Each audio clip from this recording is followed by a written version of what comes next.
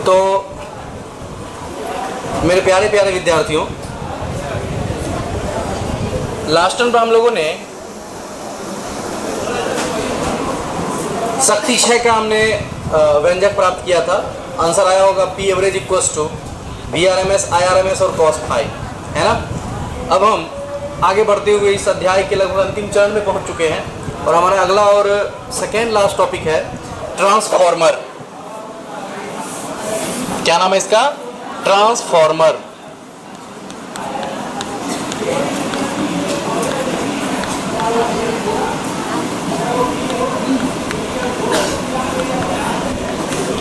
इसका नाम सुने हो? बोलो बोलो। नाम आपने इसका सुना ही होगा, देखा है कहीं? हाँ, चलिए मैं इसके बारे में 2-3 बातें बताता हूं, फिर हम काम की बात करेंगे। सबसे पहली बात, इसे आपने अवश्य देखा होगा। कहां पर? आपके गांव मोहल्ले में जो चौराहा होगा वहां पर एक लगा होता है। ये क्या काम करता है? क्या? वोल्टेज को घटाता है। 11,000 आता है, उसको कितना बना देता है? 440। तब नहीं यहाँ आया हुआ है जिससे ये चल रहा है ना। तो ये क्या काम करता है? वोल्टेज को घटाने का, बढ़ाने का भी काम करता है। कहां पर? मैं बताता हूं। जैसे आपके घर में स्टेबलाइजर लगा होगा, है लगा हुआ? ओके, तो स्टेबलाइजर का क्या काम होता है? वोल्टेज कम है उसको बढ़ा देना, नहीं, कम वोल्टेज को बढ़ा देना। क्या बात समझ रहे हो? यानी कि ट्रांसफार्मर का काम होता है वोल्टेज को बढ़ाना या वोल्टेज को घटाना। या तो ये वोल्टेज को बढ़ाएगा और नहीं तो वोल्टेज को घटाएगा, यही इसका काम होता है। अच्छा, अब ये बढ़ाने वाले को, वोल्टेज जो बढ़ाता है उसको बोलते हैं स्टेप अप ट्रांसफार्मर। ये क्या करता है? वोल्टेज को बढ़ा देता है। स्टेबलाइजर में देखा होगा अप डाउन, देखा है? और एक स्विच होता है, ऐसे देखो, ऐसे रहेगा, अप कर दिया ऊपर, तब उसके बाद बढ़ाओगे तो बढ़ेगा और डाउन कर दोगे तो घटेगा। तो ये 2 प्रकार के होते हैं, स्टेप अप ट्रांसफार्मर और स्टेप डाउन ट्रांसफार्मर। इसको बोलते हैं ऊंचाई ट्रांसफार्मर।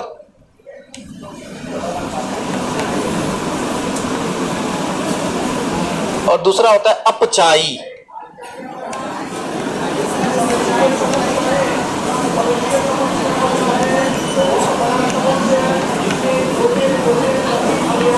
ध्यानपूर्वक सुने। यानी ट्रांसफार्मर कितने प्रकार के होते हैं? 2, स्टेप अप और स्टेप डाउन। स्टेप अप का क्या काम होगा? वोल्टेज को बढ़ाना, ये वोल्टेज को बढ़ाता है। और स्टेप डाउन का क्या काम होगा? वोल्टेज को घटाना। सारे बच्चे ध्यानपूर्वक इधर ध्यान दें। अच्छा, जो आपने चौराहे पर देखा होगा ट्रांसफार्मर जो लगा हुआ है, वो कौन सा ट्रांसफार्मर है? स्टेप अप या स्टेप डाउन? Step down. और आपका स्टेबलाइजर जो है वो क्या है? नहीं, दोनों। स्टेबलाइजर में दोनों होते हैं, अप भी डाउन भी। जब बढ़ाना पड़ेगा तो अप करके चलाओ और घटाना पड़ेगा तो डाउन करके चलाओ, तो दोनों काम करता है।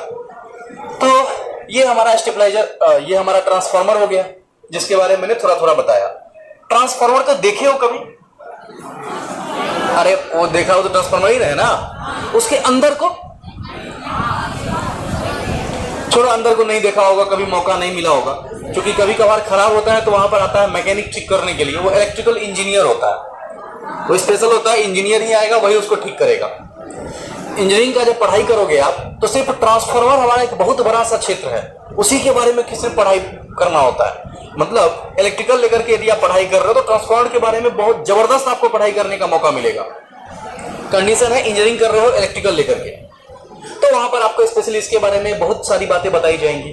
कैसे कैसे होता है, कैसे कम करता है, कैसे ज्यादा करता है, कैसे एक जगह से दूसरी जगह भेजता है। बहुत बड़ा ये अपना ब्रांच है। खैर, हम वहां पर नहीं जा रहे हैं पीएचडी लेवल पर, हम बात कर रहे हैं बिल्कुल स्तर के नीचे, जो 12वीं के आसपास का है। थोड़ा सा 12वीं से ऊपर की भी बात हम कर लेंगे। तो ट्रांसफार्मर हमारा जो है वो आपको समझ में आ रहा होगा। आपने इसे यदि नहीं देखा है और देखने की इच्छा है तो घर में जाइए, कोई भी इलेक्ट्रिकल इंस्ट्रूमेंट है, जैसे देखो ये बल्ब लगे हुए हैं ना, इस बल्ब में भी ट्रांसफार्मर होते हैं, है ना। इस बल्ब में क्या होते हैं? ट्रांसफार्मर। अब बल्ब को फोड़ोगे, उसके अंदर से मिल जाएगा एक चौकोर टाइप का, है ना, वही ट्रांसफार्मर है। कभी उसको खोले हो? खराब बुरा होता है तो बच्चा होता है ना इंजीनियरिंग टाइप का, बहुत ज्यादा खोजी बच्चा, वो खोजने लगता है, जैसे ही तोड़ा तुरंत उसको देखेगा अंदर में है क्या। तो उसमें देखोगे कॉइल लपेटे होते हैं, मतलब तांबा का तार लपेटा हुआ होता है। उस ट्रांसफार्मर में क्या होता है लपेटा हुआ? तांबे का तार। नहीं खोले हैं तो ठीक है, खोलने का मौका मिलेगा, अब आज ही घर जाएं, अच्छा वो खासा स्टेबलाइजर उसको तोड़ दें, उसके अंदर से निकालें और खोल करके देखें तो उसमें कॉइल मिलेगा आपको। यदि सुने, यदि आप उस ट्रांसफार्मर को खोलिएगा तो उसमें दो प्रकार के तार मिलेंगे, एक पतला वाला और एक मोटा वाला। ट्राई मारना कभी। कितने प्रकार के मिलेंगे? दो, पतला और मोटा। दोनों का अपना अपना अलग अलग काम है, हम उन सब के बारे में डिटेल से पढ़ने वाले हैं। तो सर्वप्रथम हम बात करते हैं ट्रांसफार्मर है क्या। तो ये एक विद्युत यंत्र है जो वोल्टेज को घटाने या बढ़ाने का काम करता है, लेकिन इसको हम भाषाबद्ध तरीके से लिखेंगे तो देखिए ये एक साथ एक काम नहीं कर सकता है, समझिए ध्यान से। आप जानते हो, आपको क्या लगता है स्टेबलाइजर क्या करता होगा? ऊर्जा बना देता होगा। मतलब मान लो वोल्टेज कम है, उसको बढ़ा दिया, वोल्टेज कम है उसको क्या कर दिया? बढ़ा लिया, तो इसका मतलब वोल्टेज बढ़ने से ऊर्जा बढ़ गई होगी। जैसे ये कम जोर से घूम रहा था, अब ज्यादा जोर से घूमने लग जाएगा, तो एनर्जी बढ़ा दिया क्या उसने? क्या ट्रांसफार्मर ने एनर्जी बढ़ा दिया? नहीं बढ़ा सकता, क्योंकि हम जानते हैं ऊर्जा संरक्षण के सिद्धांत से ना तो ऊर्जा का निर्माण किया जा सकता है और ना ही ऊर्जा का विनाश किया जा सकता है। तो ऊर्जा बना नहीं सकता है, जितना पावर है उतना ही पावर रहेगा, क्योंकि पावर होता है कार्य करने की क्षमता, तो और कार्य को हम ऊर्जा कहते हैं। यहां से कष्ट यह है कि भाई वोल्टेज कैसे बढ़ा रहा है? तो ये सिर्फ वोल्टेज ही बढ़ाता नहीं है, ये साथ साथ एक और काम करता है, वो काम है धारा को घटाने का। मतलब या तो ये वोल्टेज को जब बढ़ाएगा तो धारा को घटाएगा, और वोल्टेज को घटाएगा तो धारा को बढ़ाएगा। उल्टा, एक को बढ़ाता है दूसरे को घटाता है। तो मैं इसका जरा लिख देता हूं, क्योंकि वो लाइन बहुत जरूरी है। उच्च धारा निम्न विभव, या फिर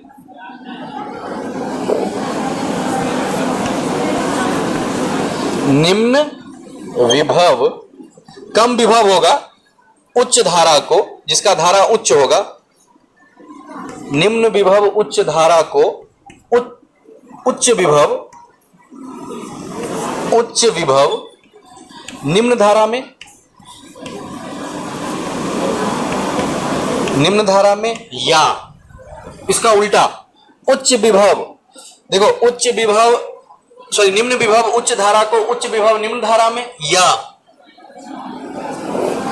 उच्च विभव उल्टा इसका, उच्च विभव निम्न धारा को निम्न विभव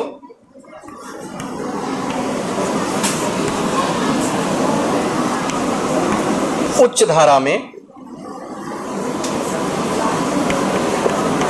चेंज करता है। अब बोलो तो ये काम है निम्न विभव से उच्च विभव। देखो ध्यान से, निम्न विभव टू उच्च विभव किसका काम है? स्टेप अप का। तो ये कौन सा ट्रांसफार्मर होगा? Step up. और देखो उच्च विभव को निम्न विभव में, उच्च विभव को कहां कर रहा है? निम्न विभव में। तो ये हो गया स्टेप डाउन। एक्चुअली क्या है, ट्रांसफार्मर का नामकरण जो किया गया है वो केवल विभव के आधार पर किया गया, क्योंकि हम इसका सीधा सीधा यूज करते हैं वोल्टेज बढ़ाने के लिए। 100 वोल्टेज है, उसको कितना करना है? 200, तो तुरंत ऐसे घुमा करके 8 पर खट करके 8। समझ रहे हो? अरे बातों को समझ रहे हो? हाँ, कहने का मतलब है कि मैं जैसा बोल रहा हूं वैसे वैसे समझिए।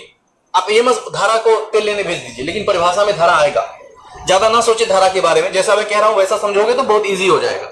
नहीं, बड़ा एक अच्छा सा मुझे याद आ रहा है इस पर एक लाइन। हुआ ये था कि रामलीला का चल रहा था मंचन। रामलीला समझ रहे हो? हाँ, चलता है रामलीला। तो उस रामलीला के मंचन में बहुत सारे किरदार होते हैं। गांव घर में जो रामलीला होता है उसका ढेर सारा किरदार होता है। देखा होगा कहीं पर रामलीला हो रहा है तो इस किरदार में चल रहा था अपना। तो वो सीन नहीं है जिसमें रावण के यहाँ भेजा जाता है अंगद को, पहले भेजा जाता है हनुमान को शुरुआत में, जब सीता माता की खोज चल रही होती है। तो उनका खोज पूरा हो जाता है, हनुमान जी जाते हैं, ढूंढ करके ले आते हैं, मतलब पता लगा के चले आते हैं। फिर बाद में आता है कि चलो भाई एक और दूत भेज करके अंतिम बार चेतावनी रावण को दी जाए कि भाई वापस कर दो वरना तेरा कल्याण कर दूंगा। नहीं, ये वाला सीन चल रहा होता है तो अंगद का जो रोल प्ले करने वाला प्राणी होता है वो कहीं से एब्सेंट हो जाता है, मतलब वो वहां नहीं होता है। तो एक गांव घर का एक बंदा था, उसको बुला के ले आया कि भाई देखो अंगद यहाँ है नहीं, है ना, आप जो है सो अंगद का रोल प्ले कीजिए। तो बोला देखिए हमको तो कभी रोल वगैरह प्ले किए नहीं है, मतलब नाटक उटक खेला नहीं है, ज़्यादा अनुभव है नहीं, मैं डायलॉग कैसे बोलूँगा, भूल जाऊँगा तब। तो जो पीछे से बोलने वाला होता है, ड्रामा में देखोगे पीछे से बोलने वाला एक होता है, बोलता है टेंशन ना लो वो बोल देंगे। बोलने वाले हैं उनको पंडित जी कहते हैं। पंडित जी बहुत ज़्यादा ज्ञानी होते हैं रामायण वगैरह के बारे में, तो वो बोल देंगे, आपको बस उनकी बातों को सुन करके रिपीट कर देना है। तो रेडी हो गया वो, बोला ठीक है चलो क्या बात है, मजा आ जाएगा, मेरा नाटक भी मैं कर लूँगा, रामलीला भी कर लूँगा मैं। तो गया है ना, मंच पर गया और मंच पर जाकर के बोलते हैं पंडित जी की, अंगद बोलो, अंगद को बोलते हैं कि भाई तुम बोलो कि देख रावण, माँ सीता जगत जननी है, साक्षात भगवती का अवतार है, तुम इसे भगवान श्री राम के चरणों में वापस लौटा दो और तुम भी उनके चरणों में आ जाओ, वरना तेरा सर्वनाश हो जाएगा। अब इतना लंबा डायलॉग अंगद गया भूल, है ना। तो अंगद बोलता है दिख रहा रावण, जैसे जैसे पंडित जी कर रहे वैसे वैसे कर दे वरना तेरा सर्वनाश हो जाएगा। तो वही बात है, आप ज्यादा ना सोचे, जैसा मैं कह रहा हूं, जो मैं बता रहा हूं बिल्कुल बहुत ही शानदार है, वही आपका की पॉइंट हुआ। अब वोल्टेज को देखें, वोल्टेज बढ़ा रहा है निम्न से उच्च यानी कि ऊंचाई स्टेप अप, और उच्च से निम्न कर रहा है तो अपचाई स्टेप डाउन। लेकिन परिभाषा में दोनों बातें आएंगी। तो चलिए ट्रांसफार्मर की परिभाषा के साथ इसकी शुरुआत कर लेते हैं और आगे की बातों को हम आगे समय पर देखते रहेंगे। लिखिए तो ट्रांसफार्मर,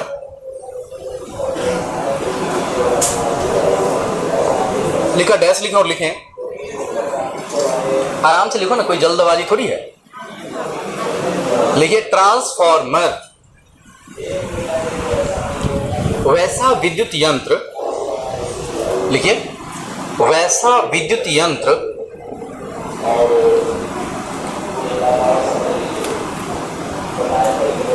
अब मैं ये लाइन पूरा दोनों बोलने वाला हूं, उल्टा पुल्टा हो जाएगा इसलिए मैंने लिख दिया है। वैसा विद्युत यंत्र जो निम्न विभव उच्च धारा को उच्च विभव निम्न धारा में या उच्च विभव निम्न धारा को निम्न विभव उच्च धारा में परिवर्तित कर देता हो, ट्रांसफार्मर कहलाता है। लिख लीजिए पूरा दोनों लाइन।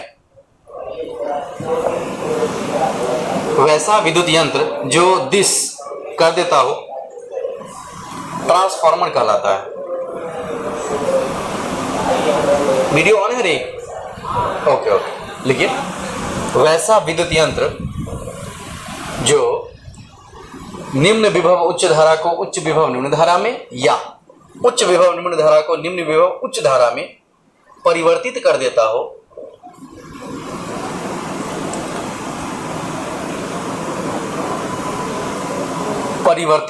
हो, ट्रांसफार्मर कहलाता है।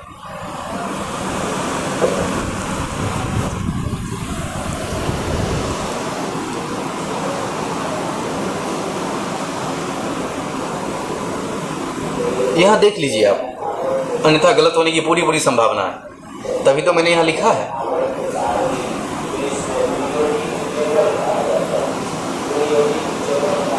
वैसा विद्युत यंत्र जो दिस परिवर्तित कर देता हो ट्रांसफार्मर कहलाता है। ट्रांसफार्मर कहलाता है। लिखिए यह दो प्रकार का होता है, पहला चेंज करके लिखिएगा, यह दो प्रकार का होता है।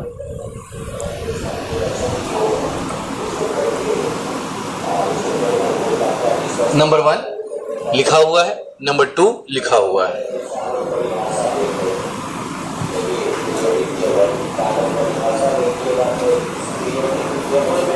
Step up transformer, step down transformer. लिख डालिए।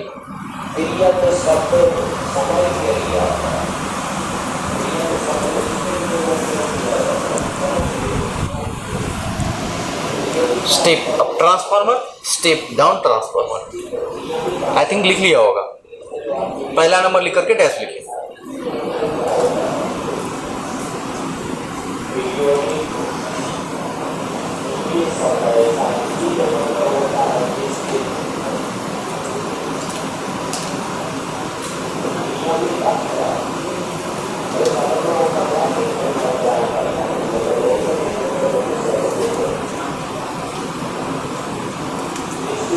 बोलो,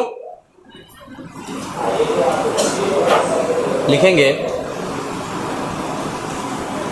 स्टेप अप ट्रांसफार्मर के बारे में लिखते हैं।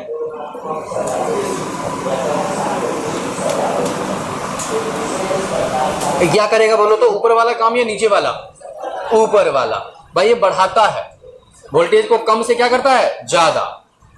तो लिखेंगे वैसा ट्रांसफार्मर, वैसा ट्रांसफार्मर जो ऊपर वाला लाइन, जो ऊपर वाला लाइन निम्न विभव उच्च धारा को उच्च विभव निम्न धारा में परिवर्तित कर देता हो, वैसा ट्रांसफार्मर जो ऊपर वाला लाइन निम्न विभव उच्च धारा को उच्च विभव निम्न धारा में परिवर्तित कर देता हो, स्टेप अप ट्रांसफार्मर कहलाता है।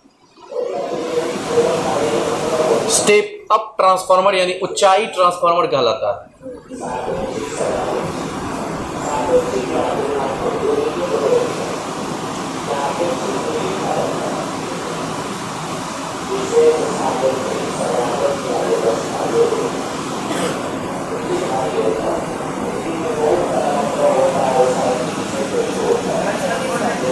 लिखिए ना, वैसा ट्रांसफार्मर जो निम्न विभव उच्च धारा को उच्च विभव निम्न धारा में परिवर्तित कर देता हो, उच्चाई ट्रांसफार्मर कहलाता है।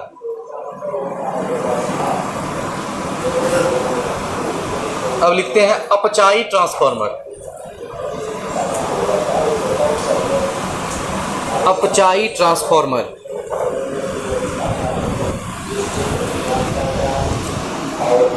लिखेंगे वैसा ट्रांसफार्मर, आराम से लिखो, कोई जल्दबाजी नहीं है।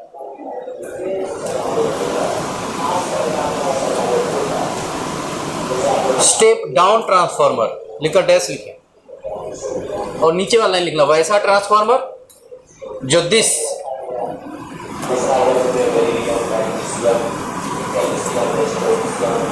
वैसा ट्रांसफार्मर जो उच्च विभव निम्न धारा को निम्न विभव उच्च धारा में परिवर्तित कर देता हो, स्टेप डाउन ट्रांसफार्मर कहलाता है।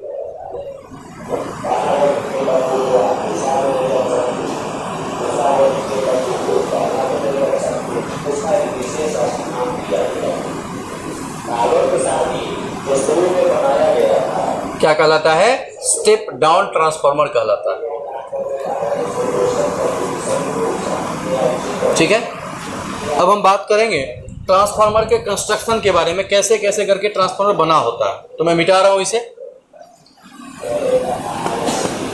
मिटाऊं?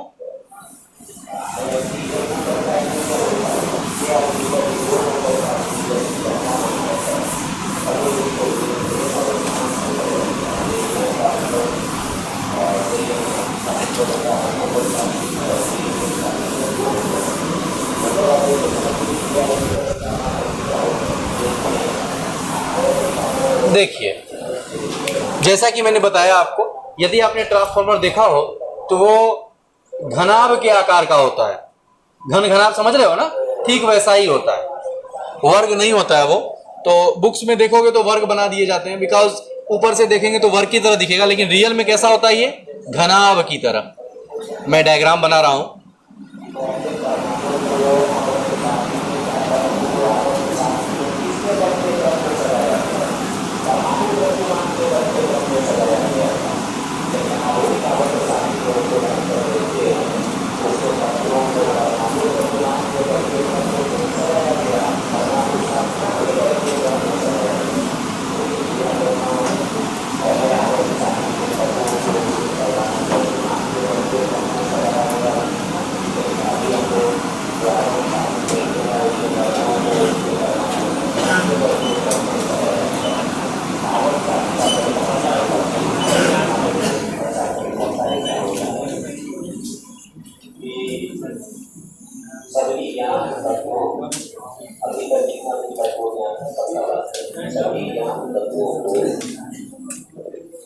उधर से क्या बोलना सर, थोड़ा आवाज कम कर लेंगे।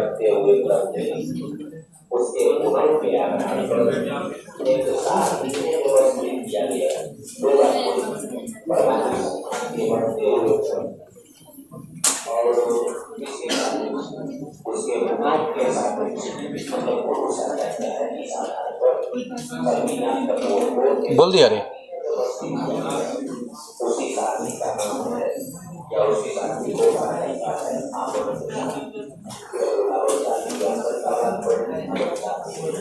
यदि आप ट्रांसफार्मर खोलिएगा ना तो कुछ ऐसा ही दिखेगा।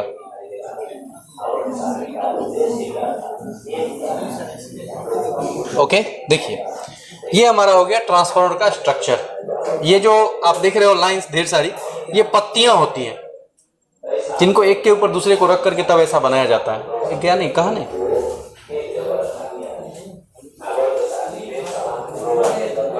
कर लिए कम कहाँ?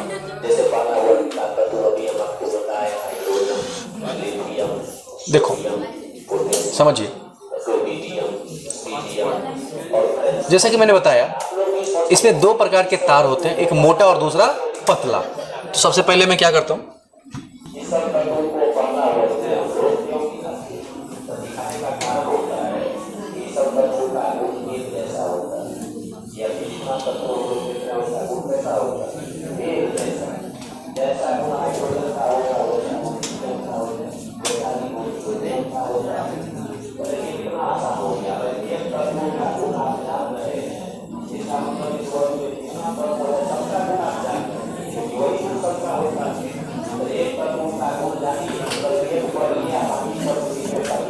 ठीक है, आप बचपन में जो पढ़े वही सब बातें यहां दोहराई जाएंगी। एक में धारा आप बहाओगे और दूसरे से धारा अपने आप निकलेगा।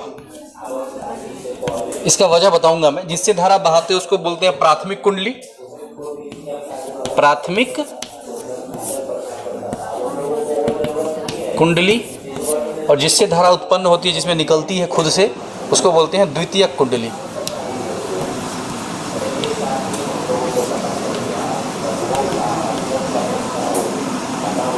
ठीक है, आप देख रहे होगे मोटा वाला जो तार है उसकी लपेटा बहुत कम है ना, और पतले वाली तार की लपेटा बहुत ज़्यादा है। नंबर ऑफ टर्न्स कम ज़्यादा है, ये हमेशा याद रखेंगे। मोटा तार का लपेटा क्या होगा, कम, और पतले वाले तार का ज़्यादा। अब ये मत कहना कि मोटा वाला हमेशा प्राथमिक होगा, आप समझ जाओगे प्राथमिक चाहे कुछ भी हो, पतला हो चाहे मोटा हो, लेकिन एक बात तो पक्का है कि मोटे वाले का लपेटा क्या होगा, कम होगा। ऑब्जेक्टिव में पूछा जाएगा आपसे। अब ध्यान से देखते हैं काम कैसे करता है।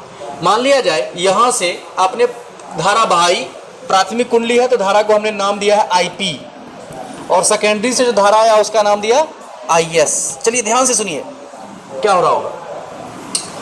इसमें जब आपने धारा बहाया तो क्या इसमें जो धारा बहाया वो प्रत्यावर्ती धारा है? आप अभी पढ़ क्या रहे हो, प्रत्यावर्ती धारा। और ट्रांसफार्मर में केवल प्रत्यावर्ती धारा ही काम करेगा, आपको पता चल जाएगा क्यों।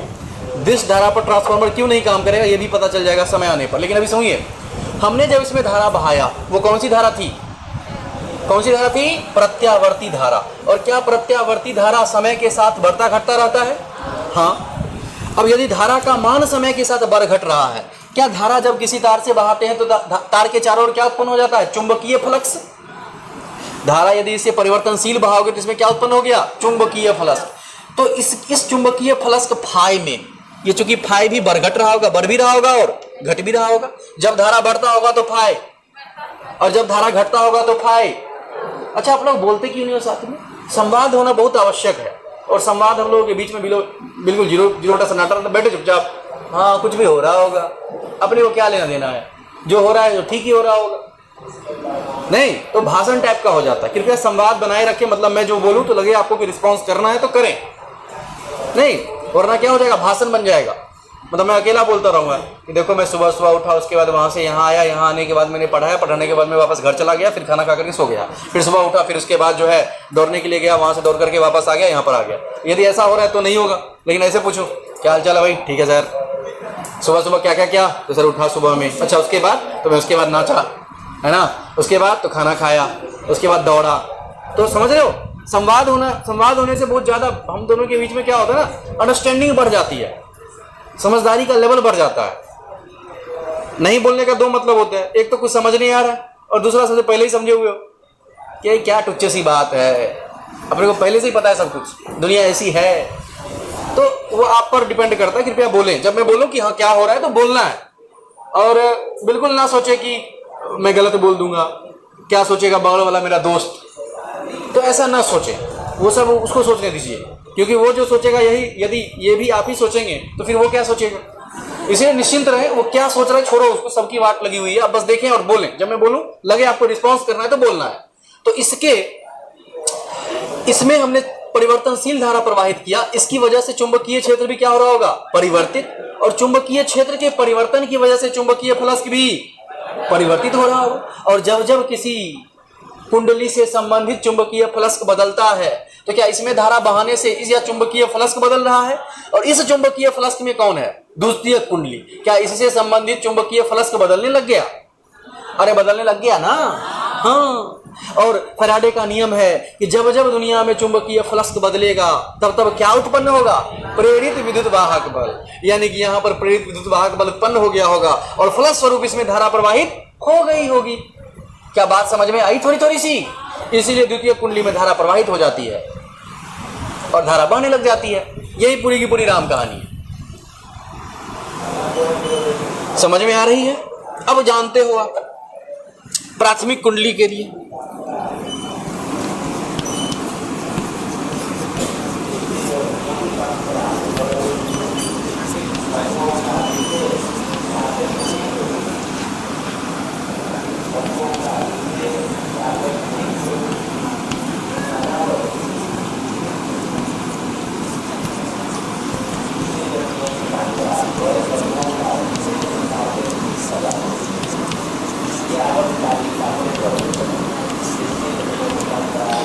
E बराबर क्या होता है, d phi by d t. यदि हम प्राथमिक कुंडली के लपेटों की संख्या को NP कहें और द्वितीय कुंडली के लपेटों की संख्या को NS कहें, तो लपेटा की संख्या NP है तो लिखेंगे NP और d phi by d t. Flux तो दोनों के लिए क्या होगा, अरे वही फ्लक्स जो उत्पन्न किया उसी में ना दूसरा है, तो फ्लक्स क्या हो गया, सेम। तो प्राथमिक कुंडली के लिए EP बराबर NP d phi by dt, और माइनस चिन्ह भी लगा देना चाहें तो लगा सकते हैं, वैसे कट ही जाएगा। द्वितीय कुंडली के लिए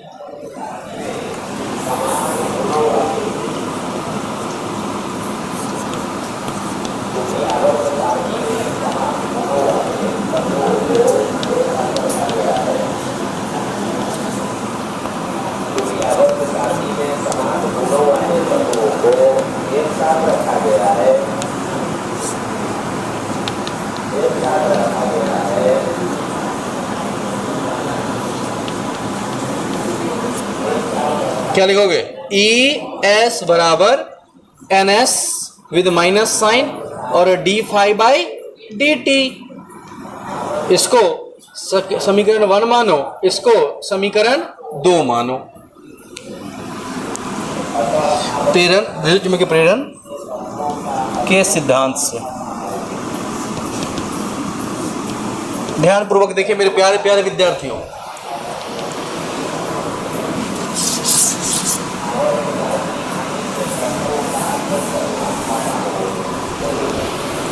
हाँ देखिए, तो भाई इससे अब समीकरण 1 को 2 से विभाजित करने पर, सॉरी समीकरण 2 को 1 से विभाजित करने पर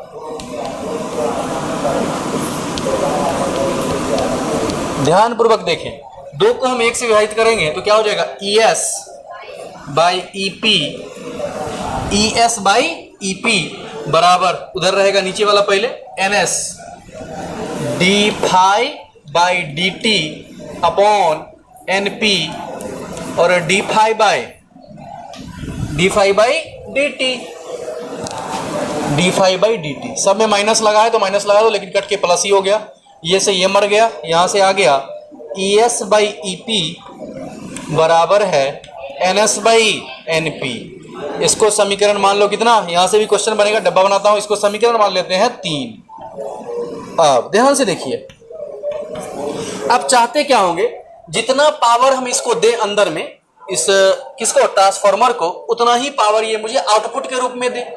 मतलब जितना मैं अंदर दूं उतना ही बाहर भी निकाले, ऊर्जा का हास क्या हो, न्यूनतम हो, कम से कम हो, क्योंकि यही तार तो यहां जुड़ा हुआ है। हम चाहते हैं कि जितना हमने धारा बहाई उतना ही फ्लक्स निकले, जितना फ्लक्स निकले सारा का सारा फ्लक्स कौन ले ले, सेकेंडरी कॉइल, और अपना उसी हिसाब से विद्युत धारा का उत्पादन करेंगे। ऐसा हम चाह रहे हैं। तो हम चाह रहे हैं कि P इन जो है, इनपुट जितना पावर है वही क्या हो जाए, P आउट हो जाए। ऐसा आप चाह रहे हो। हमें जितना अंदर करें, निवेशी शक्ति जो हो वही क्या हो, निकलने वाली शक्ति भी वही हो, प्राप्त शक्ति भी वही हो जाए, जितना हम डालें उतना ही निकल जाए। अब P बराबर कल ही पढ़े हो, P बराबर भी आई होता है, लेकिन यहाँ भी का काम E कर रहा है, तो ई आई, इन जा रहा है, अंदर में जा रहा है, जाने वाले को प्राइमरी कहते हैं, इसीलिए दोनों में लिखेंगे हम क्या, P बराबर बाहर निकलने वाला, तो ES और IS। क्या मैंने सही लिखा है? अरे P बराबर क्या होता है फॉर्मूला, P बराबर भी आई।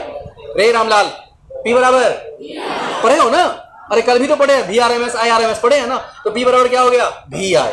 भी का काम कौन कर रहा है, E, तो P बराबर हो गया ई आई। तो अंदर जा रहा है, अंदर जाने वाले को प्राइमरी कहते हैं, इसीलिए PP लिख दिया दोनों में। बाहर निकलने वाले को सेकेंडरी कहते हैं, इसीलिए दोनों फॉर्मूला में क्या लिख दिया, SS, है ना?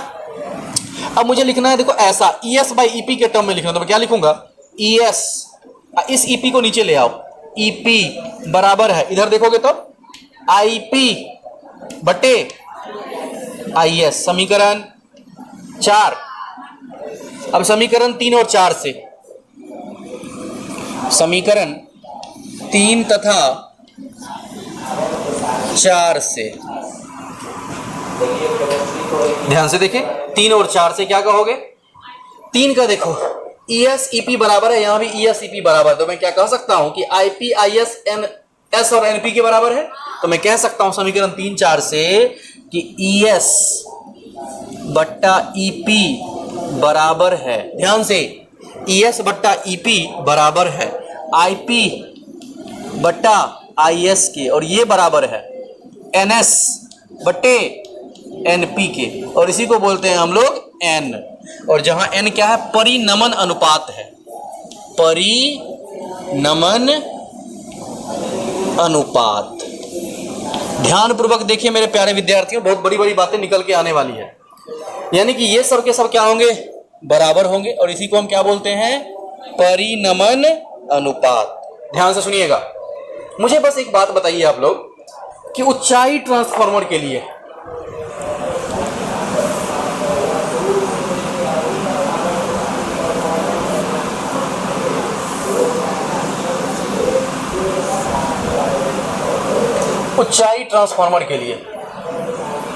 यानी कि स्टेप अप ट्रांसफार्मर के लिए, क्या स्टेप अप का मतलब क्या है, जो वोल्टेज को बढ़ाता हो या घटाता हो, बढ़ाता हो। शुरू में 100 तो बाद में कितना करता होगा, 200, 100 से बढ़ा देता होगा।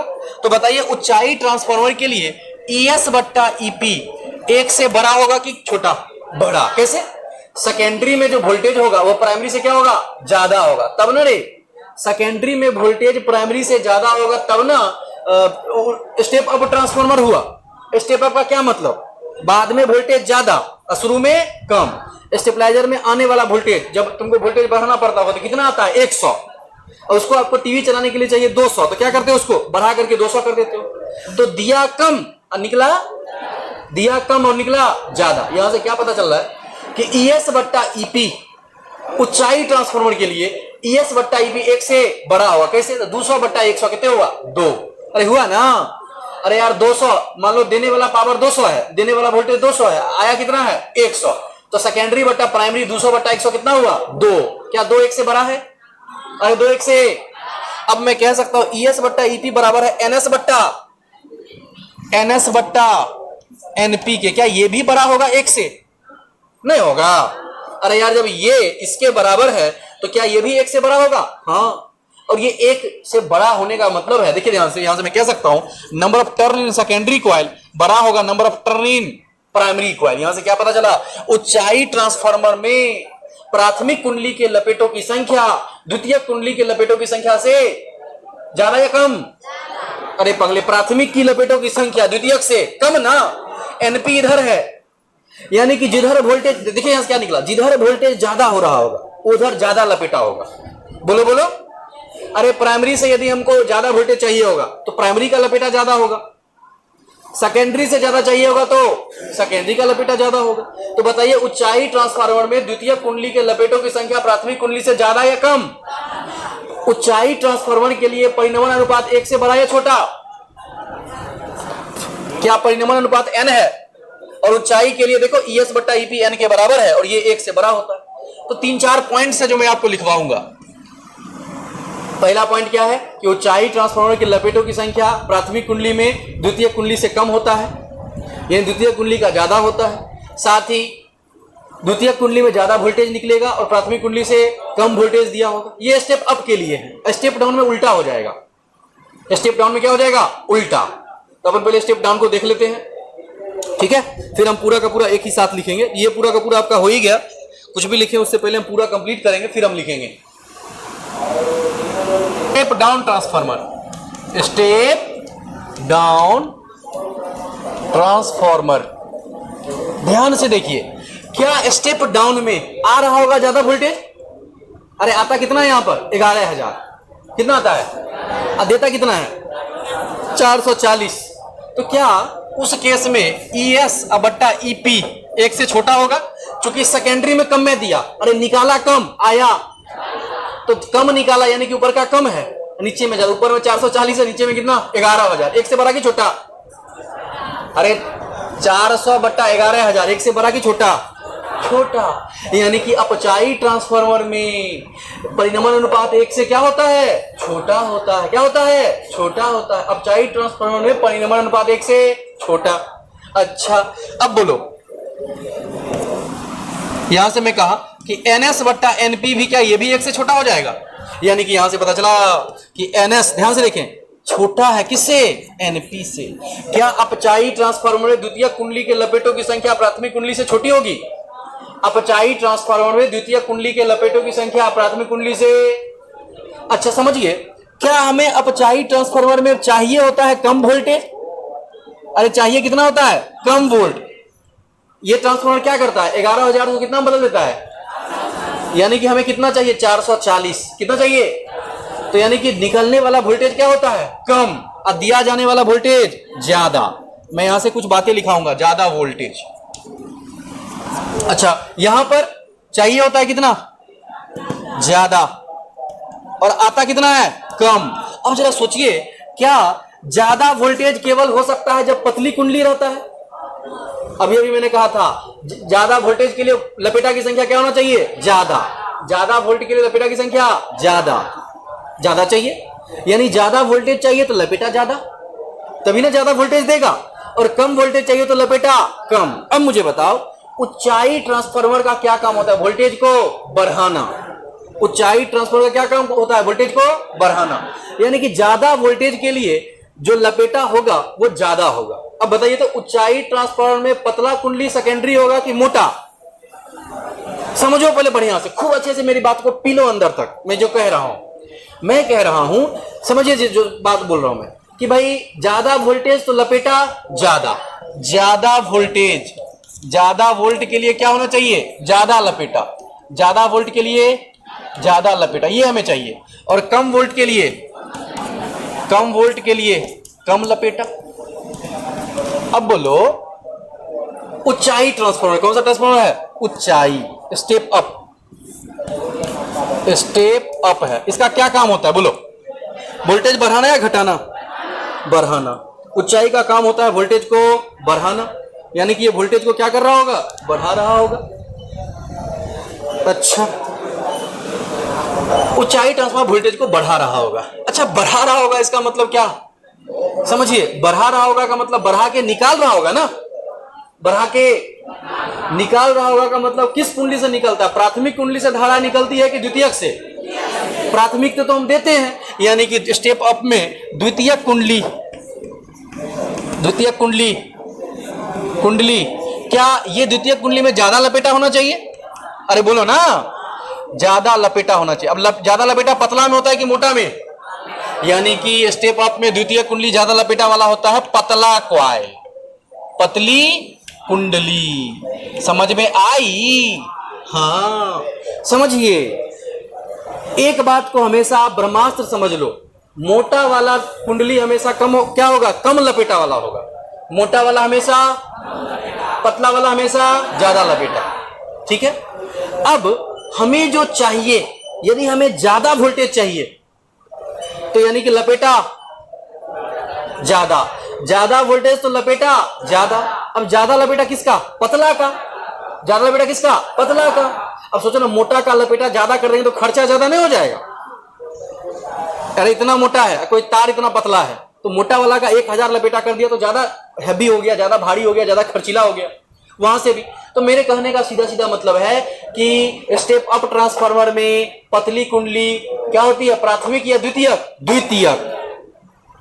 स्टेप अप ट्रांसफार्मर में द्वितीयक कुंडली क्या होती है, पतली या मोटी? पतली। बस इतनी छोटी सी बात कह रहा हूं मैं, थोड़ा सा इसको और पियोगे अंदर तक तो और समझ में अच्छे से आएगा। अब हम बात करेंगे ट्रांसफार्मर की दक्षता।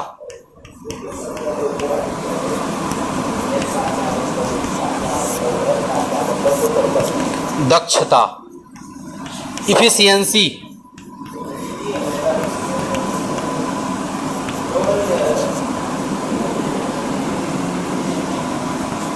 Efficiency of transformer. ये क्या होता है?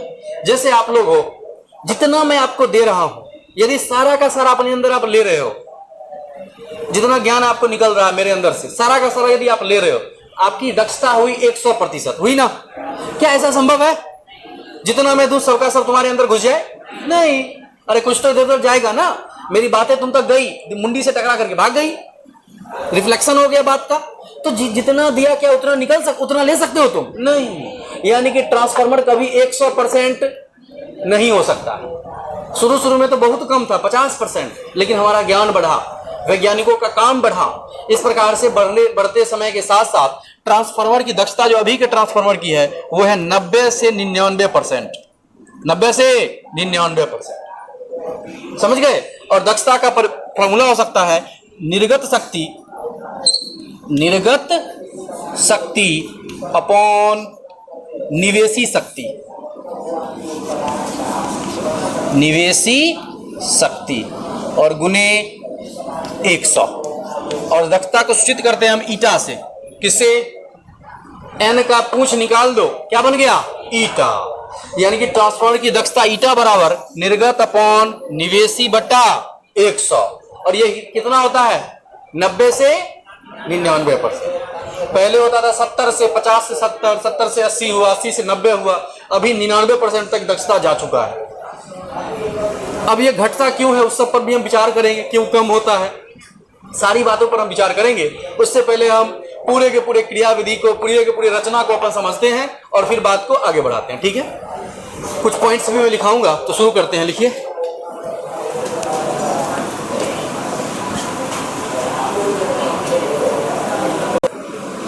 देखिए, ट्रांसफार्मर का नामांकित चित्र बनाकर क्वेश्चन लिखे।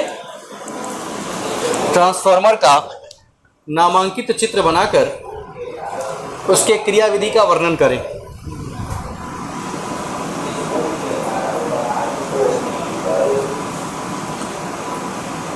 उसके क्रियाविधि का वर्णन करें। पता है विद्यार्थी, ऑब्जेक्टिव में क्या पूछेगा? ट्रांसफार्मर किस सिद्धांत पर काम करता है? स्वप्रेरण या अन्योन्य प्रेरण? बोलो बोलो। स्वप्रेरण या अन्योन्य प्रेरण? स्वप्रेरण का मतलब होता है खुद में धारा बहने से खुद में प्रेरित विद्युत वाहक बल उत्पन्न होना, उसमें एक कुंडली होती है। और अन्योन्य प्रेरण में होता है एक कुंडली में धारा परिवर्तित होने पर संलग्नित दूसरी कुंडली में प्रेरित धारा उत्पन्न होना। तो कौन सा हो रहा है, एक में से दूसरा या खुद में हो रहा है? अरे इसमें दे रहे हैं और इसमें निकल रहा है, तो कौन सा प्रेरण, स्वप्रेरण या अन्योन्य प्रेरण? पूछेगा प्रश्न कि ट्रांसफार्मर किस सिद्धांत पर काम करता है, तो क्या कहोगे? अन्योन्य प्रेरण। दुनिया में जितने भी दो कुंडलियां वाला काम होगा उसमें कौन सा प्रेरण? और एक ही कुंडली वाला काम होगा तो स्वप्रेरण। ठीक है, तो हम क्वेश्चन लिख ही चुके हैं, लिखेंगे आंसर, इसका सॉल्यूशन लिखेंगे। मतलब लिखिए,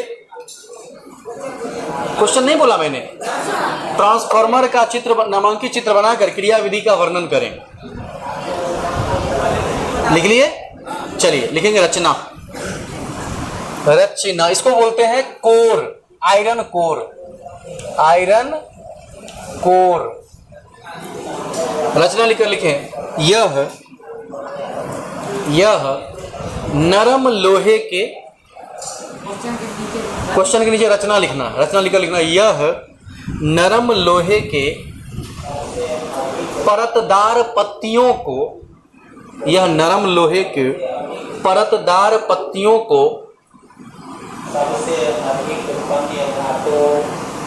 चित्रानुसार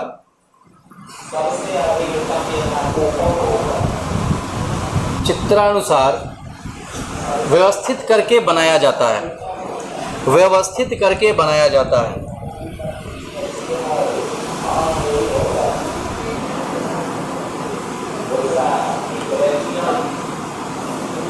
इसमें दो कुंडलियां होती हैं, इसमें दो कुंडलियां होती हैं,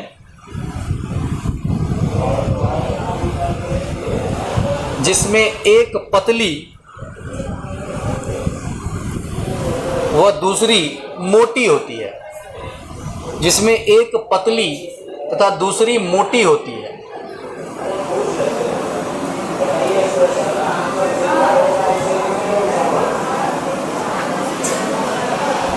चित्र का जगह छोड़ें, चित्र का जगह छोड़ें और नीचे लिखिए अब क्रिया विधि। चित्र का जगह छोड़ करके नीचे लिखें क्रिया विधि, मतलब कैसे कैसे वर्क करेगा, कार्य करेगा, वर्किंग लिखें। जब प्राथमिक कुंडली से, वर्किंग लिखकर डैश लिखें। मैंने बोला ना कोई जल्दबाजी नहीं, आराम से लिखो। जब प्राथमिक कुंडली से प्रत्यावर्ती धारा प्रवाहित की जाती है,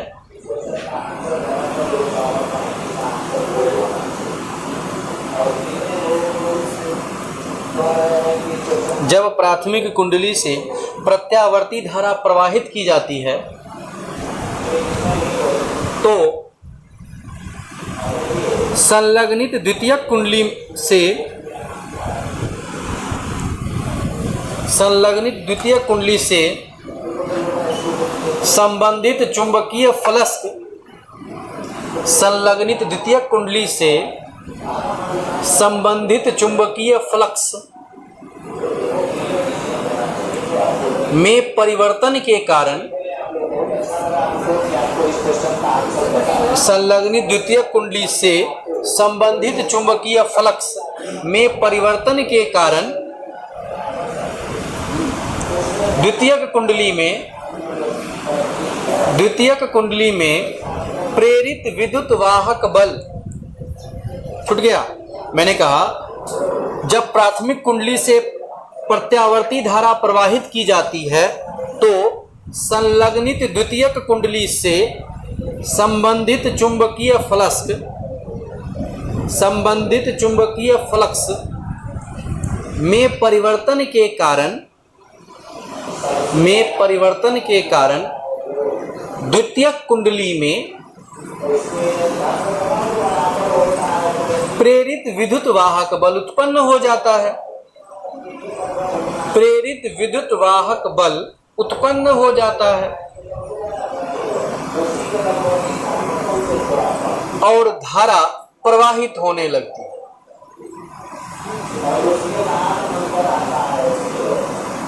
और धारा प्रवाहित होने लगती है। डायग्राम का जगह छोड़े हुए हैं, तो से लिख करके आ जाइए कहां तक, परिणमन अनुपात तक। तो प्राथमिक कुंडली के लिए फैराडे के विद्युत चुंबकीय प्रेरण के सिद्धांत से पूरा देखो ऐसे लिखना, यूं और यहां तक आ जाओ, यहां तो उसके बाद बहुत सारे नोट्स के पॉइंट लिखने हैं। यहां तक आइए तो यहां लास्ट तक परिणमन अनुपात, जिसको हमने एन कहा है।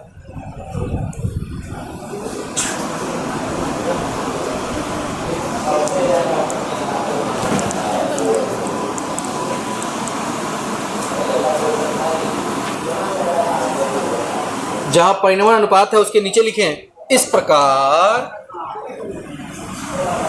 ट्रांसफार्मर, इस प्रकार ट्रांसफार्मर जिस अनुपात में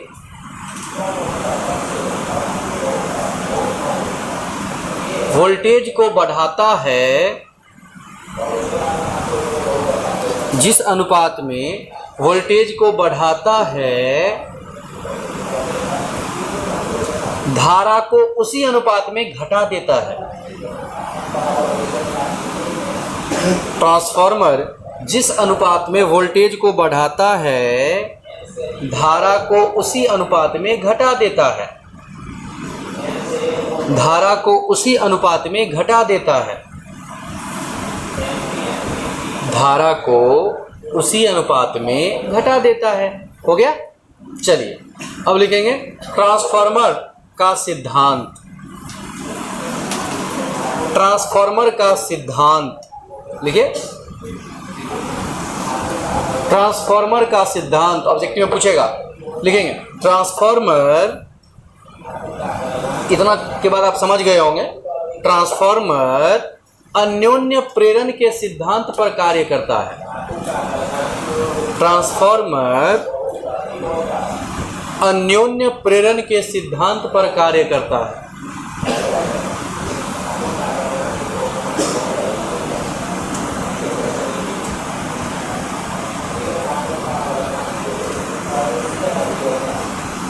ठीक है। अब मुझे बोलो, ऊंचाई ट्रांसफार्मर का परिनमन अनुपात 1 से बड़ा कि छोटा? 1 से बड़ा। अरे भाई ऊंचाई मतलब बढ़ा रहा है। सुनो ना मेरी बात, ऊंचाई का मतलब वोल्टेज, ऊंचाई का मतलब वोल्टेज बढ़ा रहा है। बढ़ा रहा है का मतलब सेकेंडरी कॉइल का वोल्टेज प्राइमरी कॉइल से क्या होगा? ज्यादा। तो इसका अनुपात 1 से बड़ा या छोटा? बड़ा। लिखेंगे नोट लिख करके पहला पॉइंट, ऊंचाई ट्रांसफार्मर का परिनमन अनुपात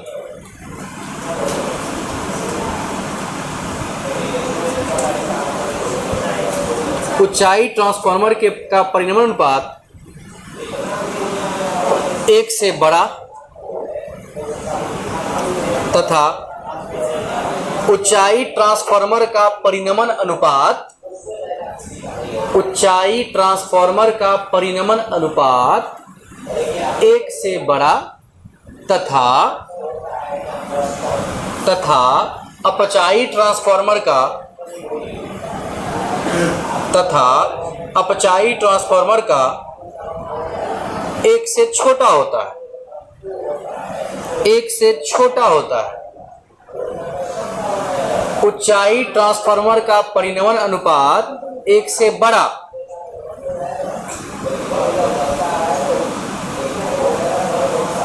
ऊंचाई ट्रांसफार्मर का परिनमन अनुपात 1 से बड़ा तथा अपचाई ट्रांसफार्मर का 1 से छोटा होता है। मतलब जो वोल्टेज बढ़ाएगा उसका 1 से बड़ा और जिसका जो घटाएगा उसका 1 से छोटा। बताइए जो ट्रांसफार्मर लगा हुआ है चौराहे पर, उसका परिनमन अनुपात 1 से बड़ा या छोटा?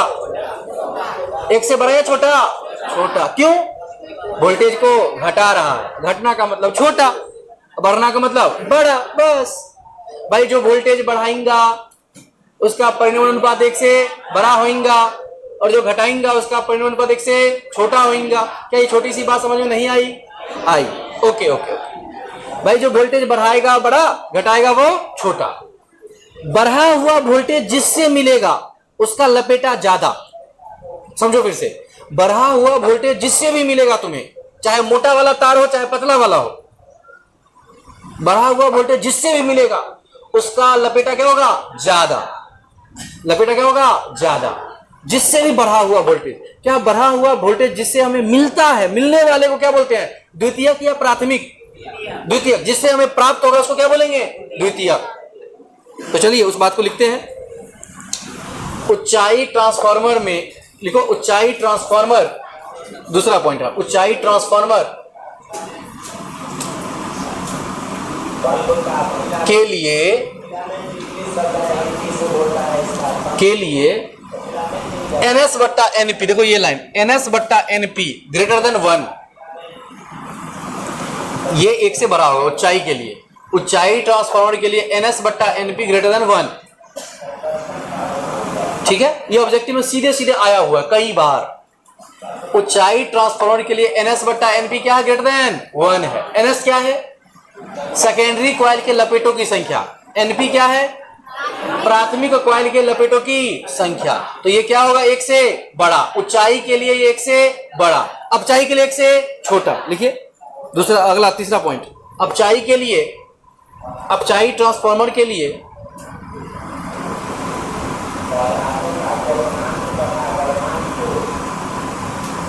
NS बट्टा NP 1 से छोटा। NS बट्टा NP 1 से छोटा। यानी कि NS/NP लेस देन 1। ठीक है, एक बात हमेशा याद रखनी है कि पतला वाला कॉइल जो होगा वही ज्यादा लपेटा में होगा और मोटा वाला कॉइल सदैव कम लपेटा में होगा। ठीक है, चलिए अब लिखेंगे ट्रांसफार्मर की दक्षता।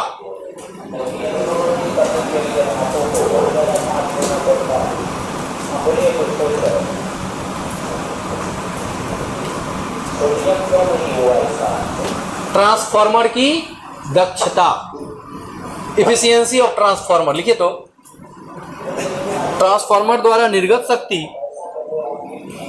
लिखिए इसकी परिभाषा लिखते हैं। ट्रांसफार्मर द्वारा निर्गत शक्ति व निवेशी शक्ति के अनुपात को, ट्रांसफार्मर द्वारा निर्गत शक्ति मतलब ट्रांसफार्मर जितना निकाला, ट्रांसफार्मर द्वारा निर्गत शक्ति तथा निवेशी शक्ति के अनुपात को, निवेशी शक्ति के अनुपात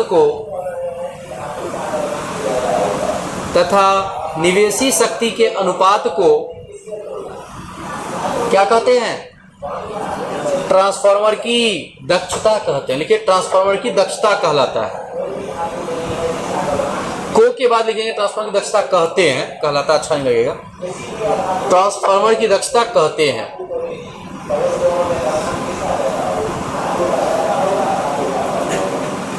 इसे ईटा से सूचित किया जाता है, इसको ईटा बोलते हैं। इसे ईटा से सूचित किया जाता है।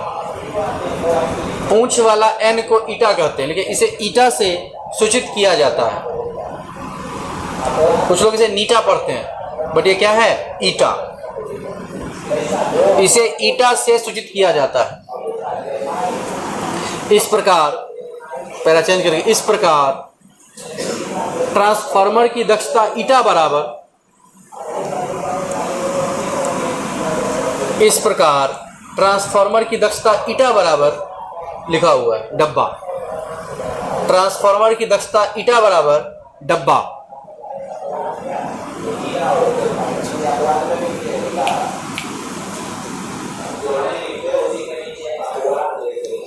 इसे छाप लीजिए बस, ईटा वाला।